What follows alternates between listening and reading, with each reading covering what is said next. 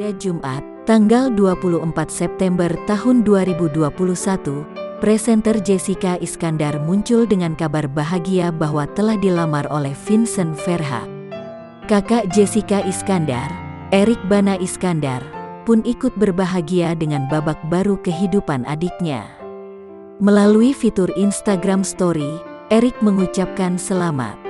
Awalnya ia mengunggah foto saat Vincent berlutut dan mengulurkan cincin kepada Jedar, panggilan akrab Jessica Iskandar.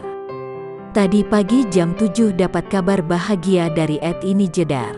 Aku senang banget rasanya sekarang sudah ada orang yang bakal temanin dia dan @Alexander Barakel menjalani bahtera rumah tangga, tulis Erik Iskandar di Instagram. Mudah-mudahan semua lancar dan Tuhan memberkati kalian semua, tulis Erik. Erik juga berpesan agar Vincent menjaga adiknya.